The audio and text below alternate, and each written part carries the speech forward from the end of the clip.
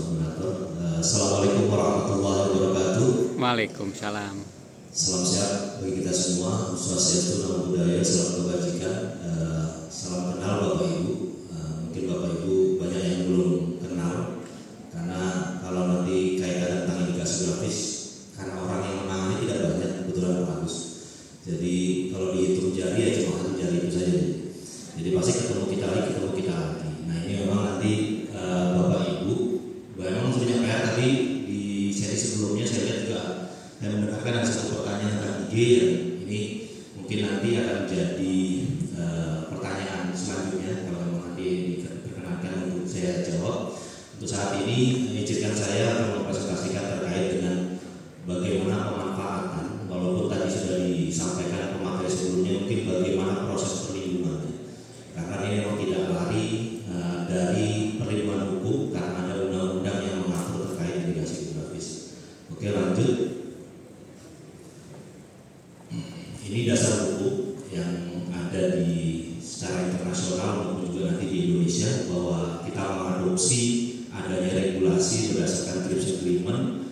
Undang-undang yang berlaku saat ini Undang-Undang Nomor 20 Tahun 2016 tentang merek dan edukasi grafis. Namun kedepannya kami juga ingin menyusun Pak terkait dengan regulasi. Kita pisahkan antara merek dan edukasi grafis itu sepertinya memang agak berbeda.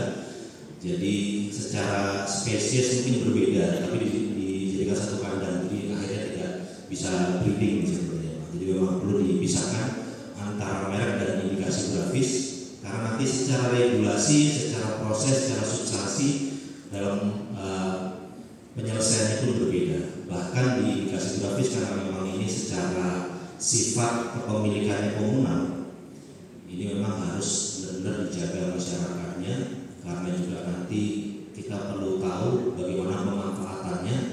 Kalau masyarakat sendiri tidak merasa memiliki, ya akhirnya nanti hanya sekedar sertifikat yang keluar dipajang di kantor bupati, tapi tidak ada pemanfaatannya. Ini yang mungkin nanti menjadi concern kita ke depannya, karena sungguh sayang sekali ini potensi atau produk yang sebenarnya nanti secara pemanfaatan ada banyak sekali yang bisa kita rasakan. Oke, lanjut. Ini dasar-dasar hukum, kemudian secara definisi, karena berdasarkan undang-undang indikasi geografis adalah satu tanda. Kalau Bapak Ibu nanti baca mengenai merek sama juga tanda yang digunakan dan menunjukkan daerah asal suatu barang, yang karena faktor lingkungan geografis, faktor alam, faktor manusia, atau kombinasi dari keduanya. Nah ini yang nanti memang perlu ditulis dalam sebuah dokumen. Kalau tadi bercerita mengenai paten, indikasi grafis ini mirip juga, harus menyusun dokumen. Kalau paten disebutkan invensinya, tapi kalau indikasi grafis harus dituangkan secara detail, siapa pemiliknya, apa karakter khasnya, prosesnya bagaimana dari A sampai Z, kemudian siapa nanti yang boleh menggunakan tanda ini, siapa yang tidak boleh. Ini karena bercerita mengenai karakteristik unik. Apalagi nanti komunal masyarakat ini yang akan memberikan jaminan kepada konsumen bahwa dalam suatu produk ada label yang namanya indikasi grafis, berarti sudah diberikan perlindungan secara hukum berdasarkan ketentuan undang-undang tadi, bahwa ini dilindungi, tidak boleh dicampur, apalagi nanti diganti dengan komoditi serupa di tempat lain. Ini yang nanti memang menjadi konsekuensi. Nah ini kita sebut sebagai indikasi grafis. Lanjut, karena nanti selain area produksi yang memang khas, walaupun di tempat lain ada komoditi ini, tapi pasti ada beda. Nanti terkait dengan bagaimana privilege mungkin rekan kami Pak Kodim akan bercerita banyak. Walaupun masih terhitung belum puluhan tahun IG kakao brown, tapi saya yakin nanti Pak Kodim bisa bercerita.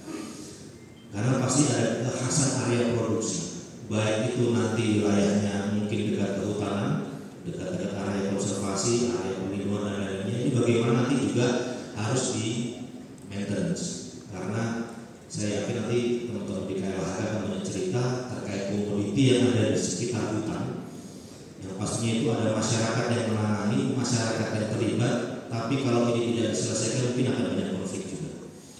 Nah ini yang nanti mungkin akan menjadi jawaban kalau kita rasa komoditinya ini mulai banyak dikomersilkan, mulai banyak dimanfaatkan, mungkin nggak akan mengganggu hutan, karena nanti ada pesan moral di situ. Kalau kopi tumbuh di wilayah sekitar hutan, maka ada area khas yang memang ada di sekitar hutan itu, baik itu nanti iklimnya, curah hujan dan lain-lain. Bagaimana nanti kalau hutannya ditebang, hutannya hilang? Pasti nanti komoditi Bapak Ibu juga akan berpengaruh. Yang pastinya akan berubah karakteristiknya, berubah juga nanti iklimnya dan lain-lain. Ini yang nanti pasti akan menjadi konsekuensi dalam produk indikasi geografis. Karena nanti selain area yang khas, ada juga faktor manusia. Produk yang spesifik yang pastinya ada reputasi yang sudah dikenal. Kalau Bapak Ibu ditanya lada putih, dari mana yang dikenal? Ibu-ibu yang suka masak pasti tahu, mungkin ya. Oh, dari Bangka Belitung yang namanya Muntok. Mungkin kalau ada hitamnya dari Lampung. Kalau Bapak-bapak yang suka minum kopi dari mana? Dari Gayo. Ada dari Toraja. Banyak sekali nama geografis yang sebenarnya sudah mengiringi nama komoditi produk. Itu yang nanti sebenarnya kita sebut sebagai rezim indikasi geografis. Tidak fair atau tidak tidak adil rasanya kalau misalkan saya beli kopi Gayo tapi yang saya dapatkan itu kopi kapal api dikemas dengan nama kopi Gayo. Nah, ini yang nanti akan berbeda secara reputasi. Karena nanti kalau itu dilakukan dan itu dibiarkan, yang menjadi pertaruhan siapa? Reputasi pemilik produk yang di kawasan indikasi geografis. Otomatis orang Gayo yang berbeda, Bapak Ibu. Nah, ini yang nanti perlu dilakukan tidak lanjut pasca terdaftar, karena nanti ini dalam konteks perlindungan hukum bahwa ada yang melanggar ini harus dihukum, ada diberikan sanksi baik itu pidana maupun perdata seperti itu. Oke, lanjut. Ini secara konsep, karena produk indikasi geografis itu pastinya punya karakteristik unik, bahkan nanti wilayahnya tidak besar, pasti bisa saja. Dan ini nanti harus dibandingkan dengan komoditi di tempat lain. Namun produk yang serupa, bukan nanti dibandingkan antara kopi dan teh, bukan, tapi antara kopi dengan kopi. Mungkin nanti kakao atau coklat dengan coklat dari tempat lain. Ada cengkeh, ada beras, ada teh. Nah, ini banyak sekali. Bahkan bukan hanya produk pertanian perkebunan, ada juga produk perikanan, produk kerajinan, itu pasti juga bisa kita kenali sebagai produk spesifik lokasi. Kemudian produk ini sudah punya reputasi karena pasti sudah dikenal. Kalau saya mau cari kulit kayu manis dari daerah mana yang dikenal? Oh, dari Kerinci. Kalau saya mau minum teh yang ada di Jawa Tengah, saya bisa cerita di pegunungan mana ada teh yang bagus, baik itu miliknya masyarakat maupun juga milik PTPN. Kalau di Jambi saya pernah dengar ada kayu warung, tapi itu ya PTPN hanya di prosedur PTPN dan mereka sudah punya pasar sendiri. Nah, tinggal nanti komoditi apa, produk apa, dari mana. Dulu ada dikenal namanya pala banda. Banda itu di mana? Di Maluku. Nah, mungkin nanti ada dari Brida daerah yang bercerita bahwa itu sudah saat ini sudah kita daftarkan sebagai komoditi yang punya spesifik lokasi. Jenis pala yang sudah dikeluarkan pun dari, walaupun bibitnya dari Banda juga, tapi ditanam kemudian di Halmahera akan berbeda karakter. Ditanam di Aceh berubah lagi karakter. Nah, ini kita sebut sebagai indikasi geografis. Karena juga nanti dengan keunggulan dari komoditi produk itu dikenal oleh konsumen.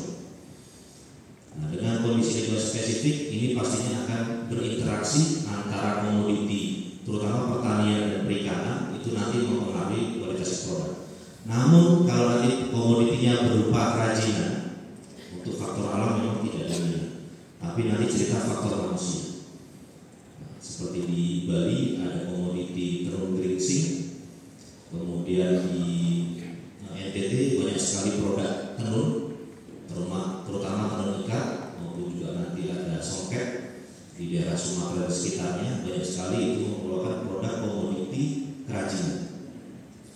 Kemudian produk ini erat kaitannya dengan area produksi, karena bisa jadi kalau untuk komoditi terutama produk kerajinan ini kaitannya dengan warisan budaya atau heritage, bahkan juga nanti ada istiadat setempat, kebiasaan masyarakat yang memang turun temurun ini diwariskan tanpa sekolah dia sudah bisa memproduksi komoditi.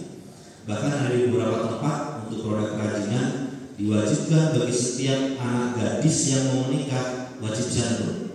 Nah ini kebiasaan dan istiadat yang pastinya dengan adanya perlindungan ini kita harapkan bisa tetap lestari. Anak-anak muda ini tetap bersemangat untuk menekuni ini menjadi mata pencaharian, karena saya yakin banyak anak muda yang kalau sudah mulai capek sedikit udah lebih baik saya ke kota nyari pekerjaan, bukan menangani komoditi produk sehingga itu bisa menjadikan mata pencaharian. Nah ini yang mungkin menjadi salah satu, kalau kita ingin membangun kita kalau bisa ini salah satu mungkin solusi untuk masalah urbanisasi seperti ini. Oke, lanjut. Ini contoh-contoh untuk produk yang sudah terdaftar. Nah, kebetulan untuk produk kerajinan kami contohkan tenun geringsing.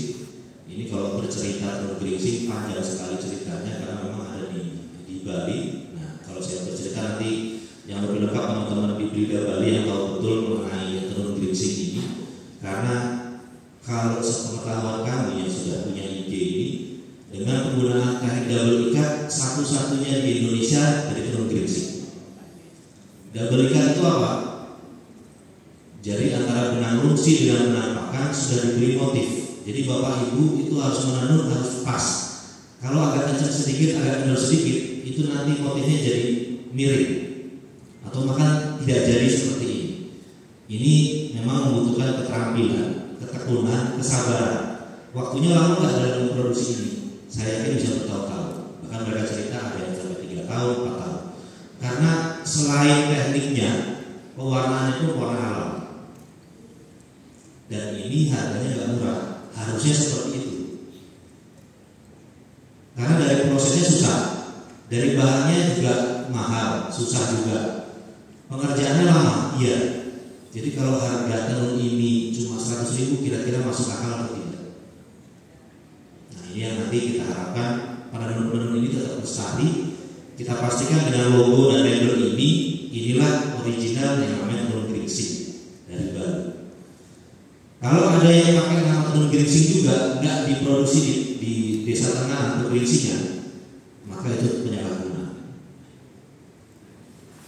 Mungkin nanti akan terkait dengan motif, nah cerita lagi, memang cerita berbeda. Kalau sudah saking terkenalnya motif ini, kemudian diduplikasi atau mungkin diprinting oleh perusahaan, kemudian itu menimbulkan nilai ekonomi, bisa saja ini juga merupakan penyalahgunaan. Karena orang yang tahu dengan motif ini pasti identik melihat begitu lihat bahannya atau kayaknya ada motif ini, ini tenun geringsing. Padahal yang memproduksi itu pabrik. Nah ini juga akan menjadi tantangan ke depan.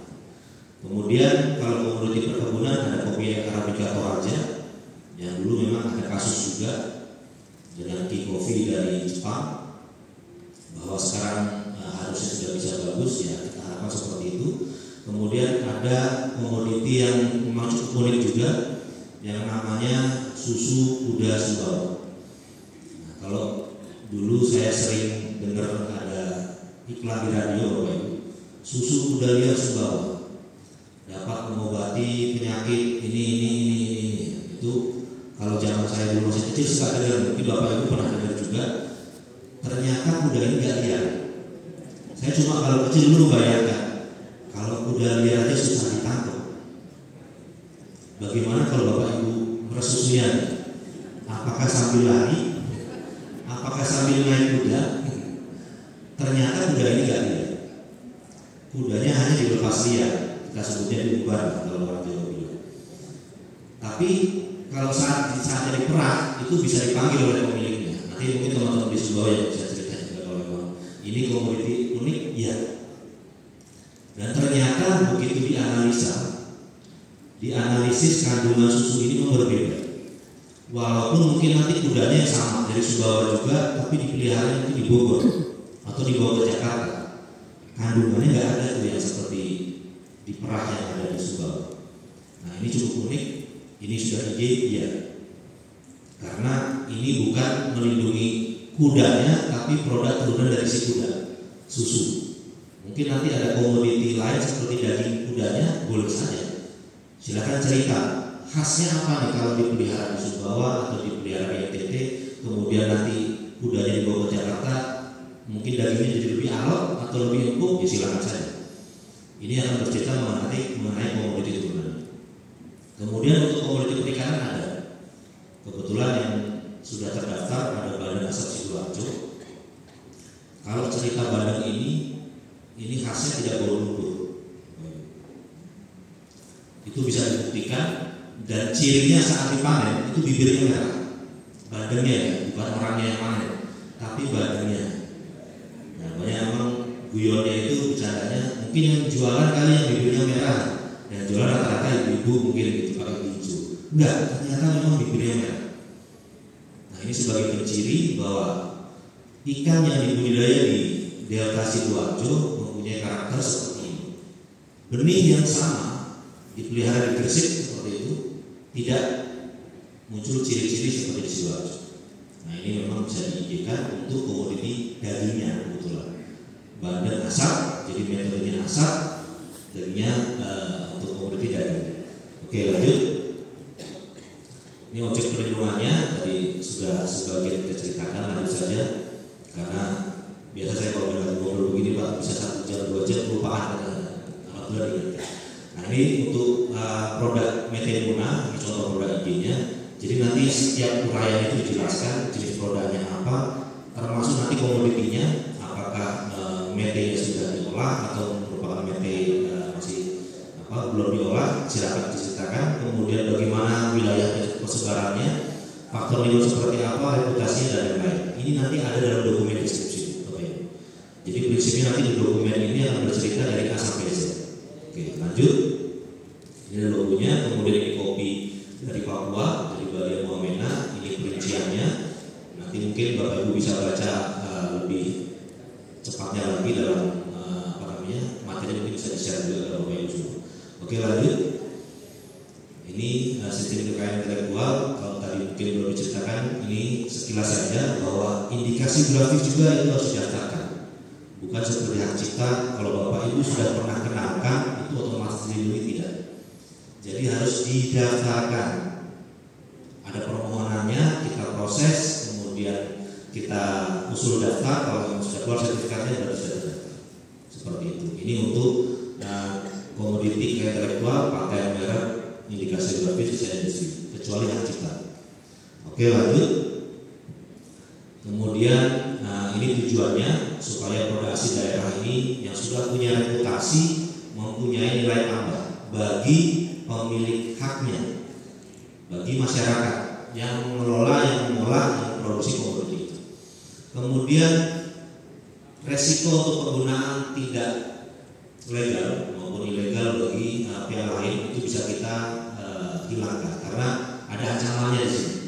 Dendanya berdasarkan undang-undang, dendanya itu 2 miliar, penjaranya 4 tahun.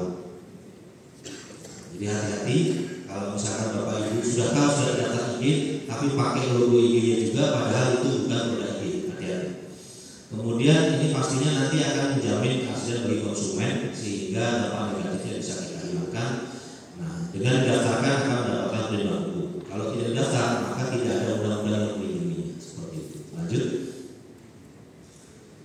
Nah, dengan adanya perlindungan hukum berarti ada eksklusif penggunaan bagi namanya, nama indikasi grafisnya, logo produk IG, bahkan juga nanti logo IG terdaftar. Nanti ada logo warna merah putih, itu berarti melindungi indikasi grafis bahwa dalam komoditi produk yang sudah ada labelnya ini dilindungi sesuai ketentuan Undang-Undang Nomor 20 Tahun 2016. Kemudian dengan adanya perlindungan itu, Bapak Ibu dapat melarang pihak lain. Jadi hak eksklusif ini Bapak Ibu miliki, boleh melarang pihak lain. Karena kalau ada yang menggunakan itu seperti tadi, dendanya 2 miliar, penjaranya 4 tahun. Itu sanksinya. Lanjut. Ini penggunaannya dalam kemasan, kebetulan untuk yang warna hijau ini teh Java Premier, di sebelah atasnya ada gula kelapa Kulon Progo, yang di bawahnya kopi Arabica Gayo. Nah, ini nanti ada logo-logo, ada label-label yang bisa Bapak Ibu terapkan. Walaupun nanti banyak sekali logo atau sertifikasi. Ada logo halal, ada rainforest, ada organik mungkin nanti dimasukkan, silakan saja. Berarti ini memberikan informasi kepada konsumen produk Bapak Ibu ini lolos sertifikasi berbagai macam, yang pastinya bukan produk kaleng-kaleng seperti itu. Oke, lanjut. Ini ketentuannya tadi 2 miliar 4 tahun, baik itu menggunakan nama yang plak sama ataupun juga persamaan pada pokoknya. Seperti ini. Lanjut. Kemudian pihak nanti yang menyalahgunakan, yang menjual, bukan dia yang memproduksi, dia menjual pun bisa kena Bapak Ibu. Jadi dendanya 200 juta, penjaranya 1 tahun. Namun ini delik 2. Pemilik hak harus melaporkan. Kalau tidak melaporkan, aparat penegak hukum tidak bisa memproses. Seperti itu. Oke, lanjut. Ini manfaatnya secara nilai ekonomi untuk produsen, dan Bapak Ibu bisa baca. Lanjut. Ini waktu sedikit ya. Mohon maaf, ini secara nilai ekonomi kalau kita bicara ada brand kapal api dengan kopi Arabica Gayo, pastinya secara jumlah dalam kemasan bisa jadi sama, tapi secara nilai jadi berbeda dengan adanya kekhususan dari hak eksklusif indikasi grafis seperti itu. Oke, lanjut. Ini increase-nya harga dari garam Mamet. Lanjut. Kemudian ini ada kopi Arabica Kerinci, kopi Arabica Sumatera Kerinci. Jadi di Kerinci sendiri bukan hanya kopi, ada kayu manis yang merupakan tanaman seling dari kopi juga. Oke, lanjut. Ini kayu manisnya sama-sama dari Kerinci. Oke, lanjut. Nah, ini salah satu juga mendorong pembangunan daerah. Kita harapkan dengan adanya masyarakat yang memiliki keuntungan dalam komoditinya bisa nanti juga berdampak terkait juga bagaimana wilayah ikut menjadikan wilayah geografis ini sebagai area wisata dan lain-lain. Ini bisa menjadi dampak yang sama. Oke, lanjut. Nah, ini salah satunya di Garam Mamet, mereka punya ada festival Garam Mamet. Kemudian yang di tengah ini Bapak Ibu, ini ada barcode. Kalau Bapak Ibu scan, nanti akan muncul nanti ketermutan. Kita sebutnya traceability. Jadi Bapak Ibu bisa mengetahui siapa produsen garam ini, lokasinya di mana, koordinatnya di mana, betul nggak ada di Amet, seperti itu. Ini yang kita sebut sebagai traceability. Nah, kebetulan ini sudah terdaftar juga di Eropa. Ada yang namanya video ini Pak, ini terdaftar di Eropa. Nanti kakaunya teman-teman Pak Kodim juga sedang proses kemudiannya. Ini kebetulan yang lebih dulu garam Amet sudah terdaftar, alhamdulillah. Lanjut. Jadi juga mempertahankan warisan budaya karena ada istiadat yang mungkin terkait dengan komoditi ini, ya. Ini kita harapkan bisa mempengaruhi atau menjaga juga secara nilai warisan budaya. Lanjut. Nah, ini salah satunya Bapak Ibu, bahwa di Amet itu bikin garam bukan dijemur di tambak-tambak garam, tapi pakai palungan, pakai batang kayu. Lama nggak prosesnya? Lama. Susah nggak membuatnya? Lumayan susah. Bahan bakunya mahal nggak? Batang kelapanya lumayan mahal sekarang. Jadi tantangannya cukup luar biasa juga.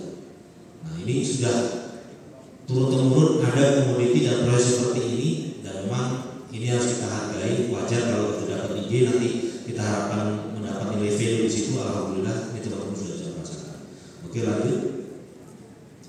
Ini potensi-potensi yang bisa kita lihat kalau misalkan Bapak Ibu teman-teman di Brida ada memang potensi yang memang nama IG, nama komoditi, kemudian diiring nama geografis dan sudah dikenal secara reputasi, bisa saja. Nah, ini nanti untuk screening Bapak Ibu bisa membaca 4 susunan seperti ini. Lanjut. Oke, ini pemohonnya Bapak Ibu, tapi yang nomor 2 tidak kita sarankan, lebih memang nanti membentuk lembaga masyarakat. Karena nanti kalau pemerintah daerah sebagai pemohon, personal dari pemerintah daerahnya ada mutasi, lokasi maupun pensiun, ini selesai. Jadi kita harapkan masyarakat nanti yang lebih. Lanjut. Ini organisasi pemilik hak IG-nya punya peran dalam hal ini, menyusun dokumennya sesuai dengan dokumen deskripsi, penerapan label indikasi grafis dalam produknya, dan yang paling penting itu promosi dan perlindungan. Lanjut. Nah, ini banyak kayak besar-besar. Nah, ini yang tadi saya sebut sebagai dokumen deskripsi. Ini rohnya dalam permohonan indikasi grafis Bapak Ibu. Nanti di sini akan bercerita siapa pemiliknya, bagaimana prosesnya, bagaimana nanti pelabelannya, logonya seperti apa dan lain-lain. Jadi dari A sampai Z mengenai komoditi itu ada dalam dokumen ini. Ini yang nanti dalam pemeriksaan substantif Bapak Ibu ini akan kami cek di lapangan. Ada nggak kalau disebut sebagai komoditi IG kopi, tanaman kopinya ada di lapangan? Kalau nggak ada, mohon maaf nanti kami tolak permohonan. Nah seperti inilah yang menjadi dasar, dan ini nanti akan menjadi dasar juga perlindungannya. Kalau reputasi, kualitas dan karakteristik sudah hilang, maka IG-nya selesai. Ini bukan seperti paten ada 10 tahun, 20 tahun, tapi ini selamanya. Selama reputasi, kualitas dan karakteristiknya masih ada. Kalau sudah tidak ada walaupun baru umur 1 tahun, maka IG-nya selesai. Nah, ini yang menjadi dasar Bapak Ibu. Mungkin sampai sini saja untuk presentasi saya. Nanti kita lanjutkan dengan diskusi Bapak Ibu, karena nanti untuk materi bisa di download Bapak Ibu, karena untuk yang lainnya seperti persyaratan dan lainnya mungkin nanti kita skip aja dari jumlah permohonan untuk saat ini. Lanjut yang sudah terdaftar, ini proses dalam mengajukan permohonan. Lanjut lagi langsung ke ini saja Mas, jumlah ini dari rapat dimana juga, kemudian lanjut ini sebelumnya. Jadi saat ini ada 164 IG terdaftar, itu dari dalam negeri plus luar negeri. Yang dari dalam negeri ada 149, ini komoditinya dari pertanian, kehutanan, perikanan, peternakan dan lain-lain. Ini kita harapkan nanti dengan supportnya Bapak Ibu di sini di Prida maupun juga nanti dari teman-teman SKPD yang lain, ini bisa membantu kami dalam menambahkan jumlah IG terdaftar Indonesia, bahkan juga pasca terdaftar itu juga membantu kami dalam merawat IG yang sudah ada. Mungkin dari saya cukup itu. Terima kasih. Assalamualaikum warahmatullahi wabarakatuh. Waalaikumsalam.